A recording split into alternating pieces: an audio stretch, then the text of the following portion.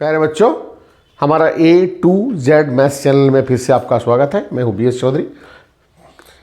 पिछले वीडियो में हमने डिस्कस किया था फंक्शन के बारे में, the different types of function, one one, onto, many one, into, and out of which one is very important, that is one one and on two. In this case the f inverse exists. Clear? So आज discuss करेंगे हम कुछ question के बारे में जो CBSE board वगैरह में आता रहता है। इंपॉर्टेंट क्वेश्चन कुछ डिस्कस करेंगे और कैसे हम प्रूफ करेंगे वन वन है कि मैनी वन है कि इन टू है कि ऑन टू है, कैसे हम प्रूफ करेंगे। तो पहले क्वेश्चन लेके शुरू करते हैं।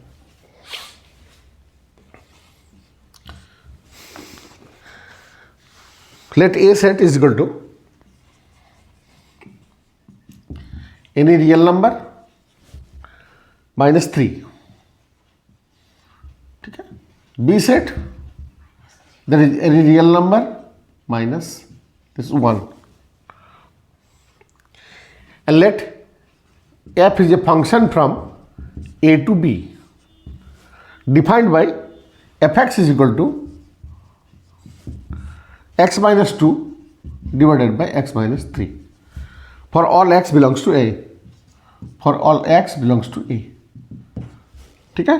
They prove that the function is bijective or one one and on two. It is a function from A to B. So what is the first reaction? The reaction will be that left side set is A and the right side set is B, and this name of this function is f.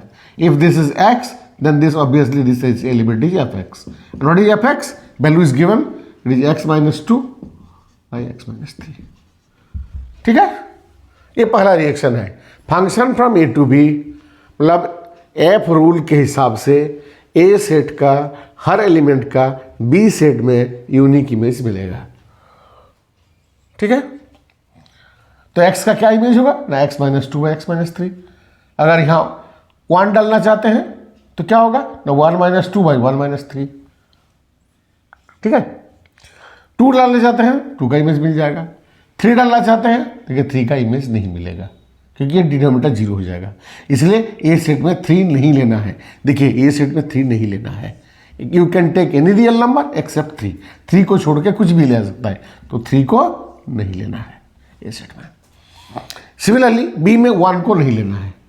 1 जो है इसको नहीं लेना है। 1 छोड़ के कुछ भी रियल नंबर ले सकते हैं। चलिए, जो मैथमेटिकल ट्रीटमेंट पिछले वीडियो में हमने डिस्कस किया था, कैसे वन वन करेंगे मैथमेटिकली, कैसे मैनी वन करेंगे, और पिछले वीडियो का लिंक पे जाइए और उसको देख लीजिए कैसे कैसे किया गया था। समझ में आ जाएगा आसानी से। फिर भी तो पहले हम लेते हैं कि let x1 x2 belongs to a set, that is first set. दिमाग में रहे ये, और नहीं हुआ तो लिख लीजिएगा, एग्जाम में लिखने की जरूरत नहीं है। Let x1 x2 belongs to first set. 2 element लिया गया जो x1 और x2 है, वो ए सेट पे है, लेफ्ट साइड सेट पे है। तो fx1 is equal to fx2, ठीक है। इंप्लाइज अगर fx1 fx2 इक्वल होता है, इसका इमेज fx1, इसका इमेज x2, तो fx1 is equal to fx2 मान लिया गया। तो क्या होगा, what is fx1? x1 minus 2 divided by x1 minus 3 is equal to fx2, तो is x2 minus 2 by x2 minus 3। अगर मल्टीप्लाई कर लेते हैं, x1 x2 minus 3x1, x1 x2 minus 3x1 minus 2x2 plus 6 is equal to x1 x2 minus 2x1 minus 3x2 plus 6 x1 x2 cancel. So इधर अगर x1 को ले आते हैं तो क्या होगा ना, minus x1 is equal to minus x2। So x1 is equal to x2। अगर x1 is equal to x2 आता है तो क्या है ना, 1 1 है, ठीक है। Therefore f is 1 1। हो गया। अब आते हैं सेकंड पार्ट पर, इनटू ऑन टू। इसके लिए क्या करते हैं कि कोई एक एलिमेंट y लेते हैं जिसका नाम है fx, और इसका कॉरस्पॉन्डिंग x निकालते हैं। अगर वो x ए सेट में बिलोंग करता है तो ऑन टू है। अगर वो ए सेट में कंडीशनल हो जाता है, ठीक है, तो फिर वो इनटू हो जाएगा। इसका मतलब यही है कि अगर कोई भी एलिमेंट लिया गया उसका कॉरस्पॉन्डिंग एक्स ए सेट में निकला, इसका मतलब हर एलिमेंट जो है बी सेट का ए सेट का किसी ना किसी एलिमेंट का इमेज है। ठीक है, और मान लिया कॉरस्पॉन्डिंग एक्स ए सेट में नहीं मिला, इसका मीनिंग क्या निकला कि वो जो पर्टिकुलर एलिमेंट है वो किसी एलिमेंट का ए सेट का किसी एलिमेंट का इमेज नहीं है, तो एक बच गया तो इनटू हो गया। तो ही टेस्ट करेंगे, तो हम क्या करेंगे, let y is equal to F X be any element, any arbitrary लिखते हैं, यूज करते हैं, एनी ऑर्बिटरी एलिमेंट, ठीक है ना, of set B, that is second set. y एक एलिमेंट जो कि बी सेट में वो लिया गया। ठीक है, that what is y is equal to F X minus 2 by X minus 3। Then write x in terms of y। ठीक है, write x in terms of y, x in terms of y क्या होगा, X Y minus 3y is equal to X minus 2, X Y minus 3y is equal to X minus 2। X Y X वाले के एक साथ ले आइए, ठीक है, x कॉमन ले लीजिए, y minus 1 is equal to 3y minus 2 and what is x, it is 3y minus 2 divided by y minus 1। ये आया y क्या, x का वैल्यू। ठीक है, अब ध्यान दीजिए, अब क्या लिखते हैं हम लोग,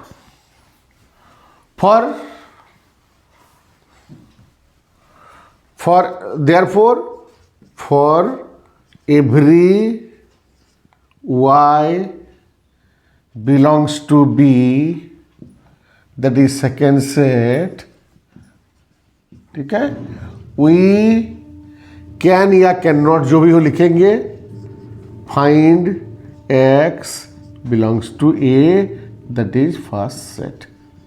अब ये कैन और कैन नॉट का जवाब ढूंढना पड़ेगा।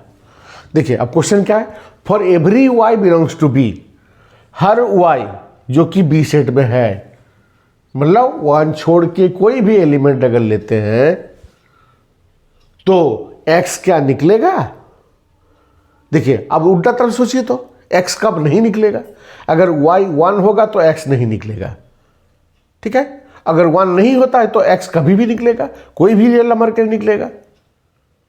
ठीक है, तो क्या होना चाहिए यहां पर कि for every y belongs to B, y कुछ भी हो B सेट में, मतलब 1 को छोड़ के कुछ भी हो जाए y, तो कॉरस्पॉन्डिंग x निकलेगा कि नहीं निकलेगा, निकलेगा।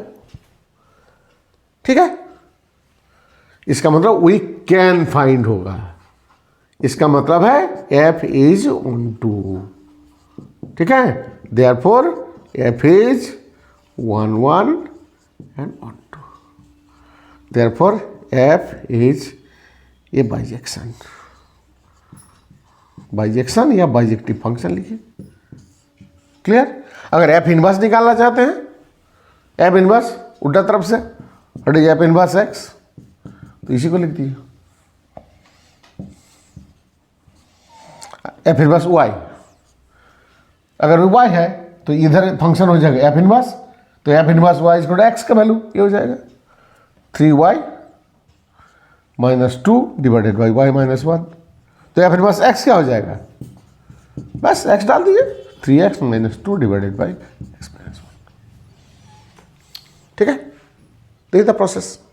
अगर मान लीजिए ये कंडीशन नहीं लगा होता, मान लीजिए थोड़ा देर के लिए सोच लीजिए कि b एनी रियल नंबर है, b set is any real number, तो ये सही होता क्या हम लिखते कि for every y belongs to B, that is any real number we can find, इसका मतलब हर y के लिए हम x निकाल सकते हैं। ये नहीं होता क्योंकि कंडीशन लग गया y can not be equal to 1, if you put 1 the denominator will be 0, 0 हो जाएगा। क्लियर, तो एनी रियल नंबर होता तो क्या होता, वी कैन नॉट फाइंड लिखते।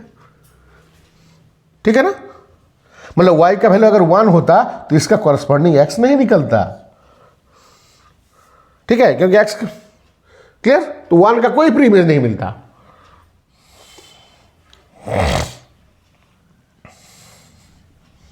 तो ये हो गया तरीका एक। क्वेश्चन लिखिए, देखिए एक सिंपल एक्सपेरिमेंट क्वेश्चन लेते हैं, बहुत ही आसान क्वेश्चन लिया जाए। F X is equal to X square, ठीक है।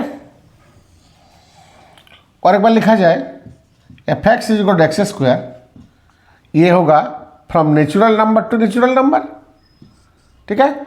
और ये मान लीजिए real number to real number. It is a function from real number to real number, it is a function from natural number to real number. और check करते हैं कौन 1 1 है कौन 1 2 है, ठीक है।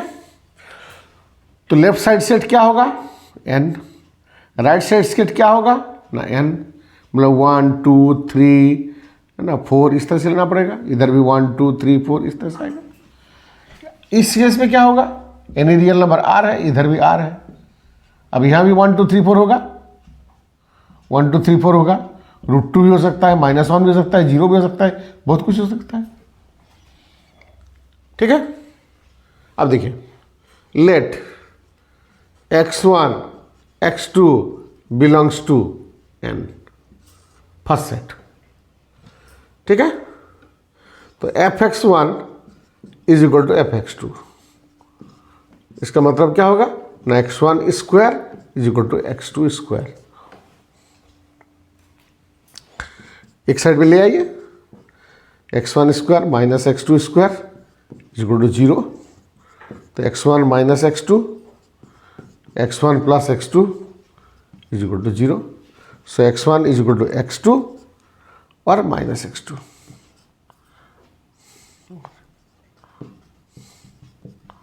देखिए 2 वैल्यू निकला,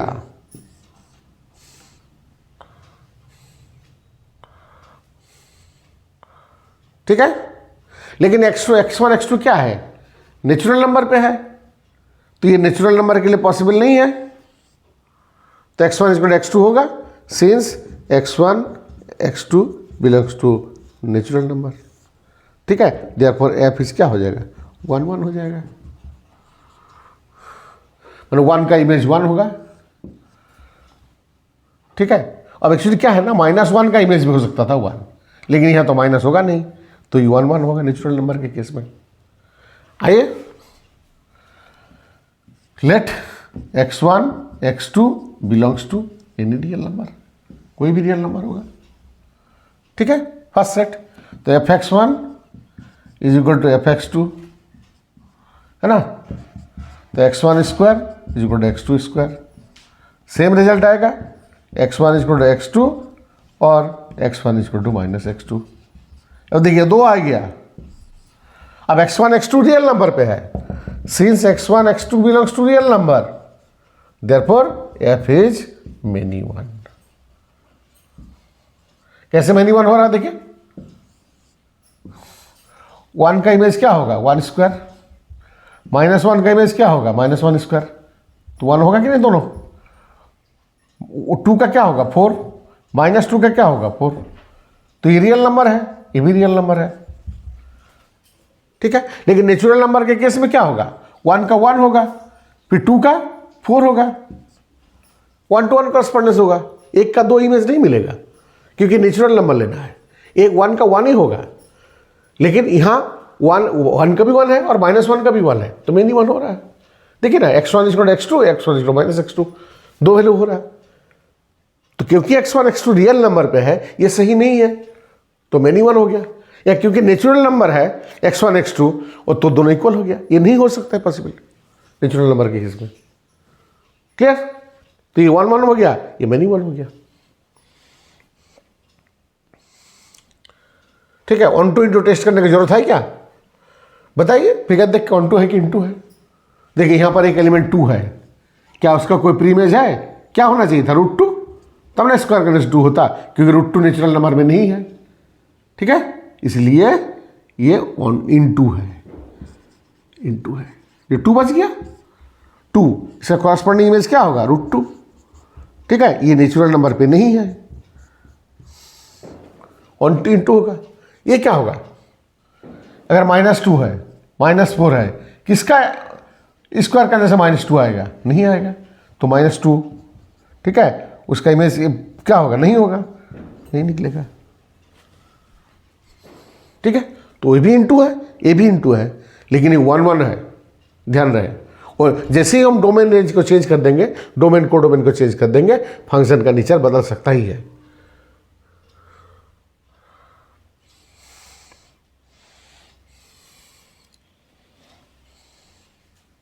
देखिए हमारे क्वेश्चन,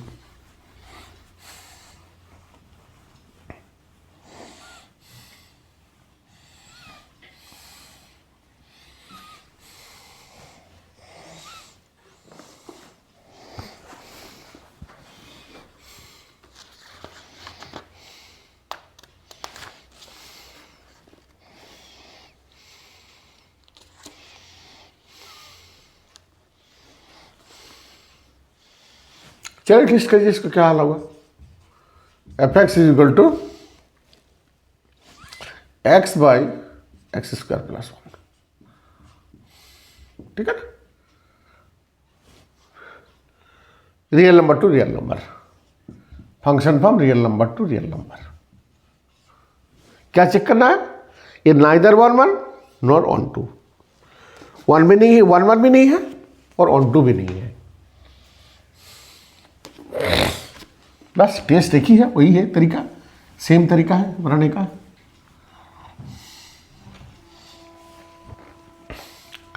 और ये left hand side set in real number, और ये right hand side in real number, ठीक है।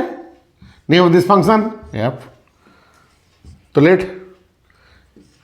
x1 x2 belongs to R set, that is first set, ठीक है ना। तो fx1 is equal to fx2, तो x1 बाई x1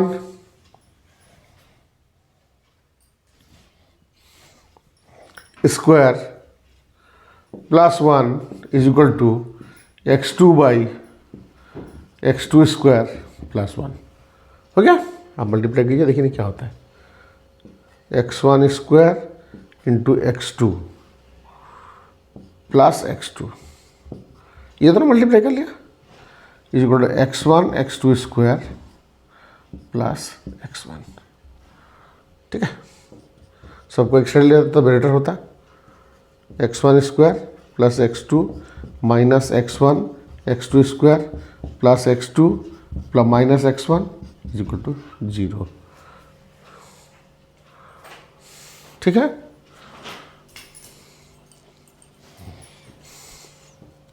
देखिए x1 x2 कॉमन आएगा, x1 माइनस x2 होगा, ये -1 कॉमन ले लिया, x1 माइनस x2 हो जाएगा, ठीक है ना। तो x1 minus x2 into x1 x2 minus 1 is equal to 0, therefore x1 is equal to x2, ठीक है, और x1 x2 is equal to -1। अब देखिए दो वैल्यू आ गया, ठीक है ना। x1 x2 is equal to 1। अब बताइए वैलिड है या नहीं है? x1 x2 आर सेट पे होगा तो दोनों का प्रोडक्ट 1 हो सकता है कि नहीं हो सकता है? हो सकता है। अगर मान ली 1/3 लेते हैं और 3 लेते हैं, ठीक है ना, ये x1 हो गया, ये x2 हो गया, दोनों का प्रोडक्ट 1 होगा कि नहीं? तो हो सकता है ये, मतलब 1/3 का जो इमेज निकलेगा, ठीक है, और 3 का ही उतना ही इमेज निकलेगा। चेक करके देख लीजिए 1/3 का क्या होगा, what is f1/3? f1/3 1/3 divided by 1/9 plus 1, ठीक है। सो 1/3 इंटू 9/10, सो 3/10, मतलब इसका इमेज जो है वो 3/10 है, ठीक है। What is f3? 3/3 square plus 1, सो 3/10 हुआ। दोनों सेम, दोनों का इमेज सेम है। इसलिए इसके चलते ये मैनी वन हो गया। ठीक है, ये 1 1 नहीं है, भले ही x1 x2 है लेकिन अकेले नहीं है, एक कंडीशन भी फुलफिल हो रहा है। मतलब दोनों का प्रोडक्ट अगर 1 होता है तो भी fx1 = fx2 हो जाएगा। तो दोनों मैंने लिया 3 और 1/3, तो f3 का वैल्यू भी निकला 3/10, f1/3 का वैल्यू निकला 3/10। इसका मतलब दो का इमेज, एक ही इमेज निकला, इसका मतलब मैनी वन है। सिंपल है।